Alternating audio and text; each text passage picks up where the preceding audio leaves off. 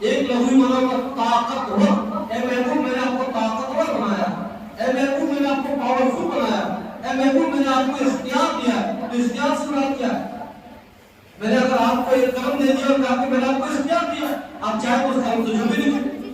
میں نے آپ کو چند پیسے دے دیے اور میں نے کہا یہ پیسے میں نے آپ کو دے دیا، اختیار ہے جہاں چاہے خرچ کریں، پھر چاہے کپڑے سلنے والے آنے پہلے آپ کے اختیار میں، تو اللہ تبارک و تعالیٰ نے حضور علیہ السلام کو اختیار دیا،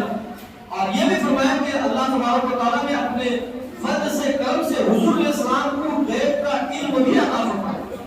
ایک صحابی حضور علیہ السلام عشاء کی نماز پڑھا رہے ہیں اور ایک صحابی وہ آئے، حضور علیہ السلام آپ کو رکوع سے اٹھ کر کھڑے ہو گئے، اور جب رکوع سے اٹھ کر کھڑے ہو تو دوسرے صحابی آئے اور ایک بار اس نے رکوع کیا اور سجدے کے اس پر اس نماز مکمل کی۔ پھر یہ مسائل کیا ہے کہ امام صاحب کے رکوع سے اٹھ جانے کے بعد آپ کی رکعت چھوٹ گئی، آپ اگر امام صاحب کو رکوع میں پا لیے تو آپ کی رکعت ہو جائے گی، سمع اللہ لمن حمدہ کہتے امام صاحب سیدھے کھڑے ہو گئے، اب اگر آپ رکوع میں گئے تو وہ رکعت آپ کی فوت ہو گئی، چلی گئی۔ حضور علیہ السلام کو مصلی پر ہے،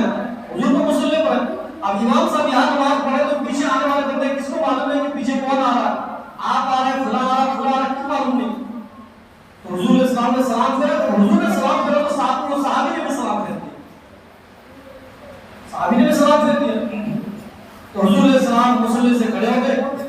اور کہا فلاں بن فلاں تمہاری ایک رکعت جو چھوٹی ہے تم اس کو دوہرائی کر لو، دوبارہ اس رکعت کو پوری طور پہ ادا کر لو۔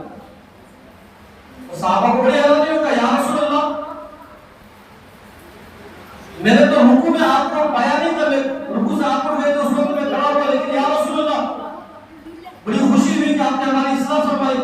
تو حضور علیہ السلام نے اس موقع پہ ارشاد فرمایا کہ جیسے میں آگے دیکھتا ہوں ویسے میں پیچھے بھی دیکھتا ہوں، تو اس پیچھے دیکھنے والوں کو ہی غیب کہتے ہیں۔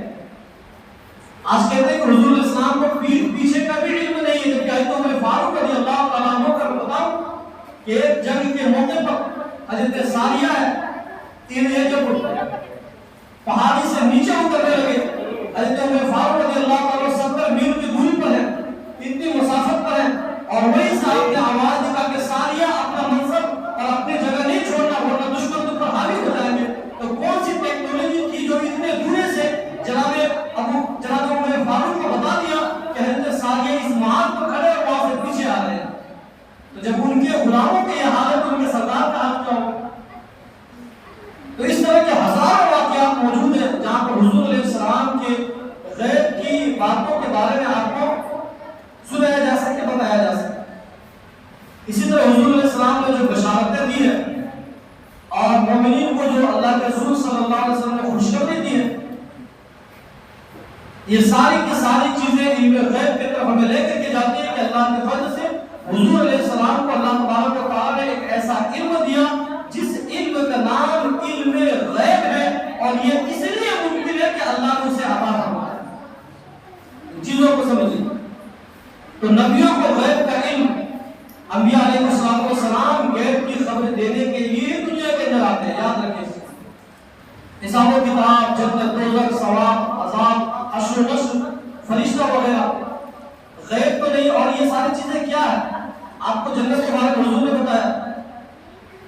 دوزخ کے بارے میں آپ کو حضور نے بتایا، نام اعمال کے بارے میں آپ کو حضور نے بتایا، اللہ تبارک و تعالیٰ کی ذات کے بارے میں، اللہ کی صفات کے بارے میں، اللہ تبارک و تعالیٰ کی ربوبیت کے بارے میں کس نے بتایا؟ حضور نے بتایا۔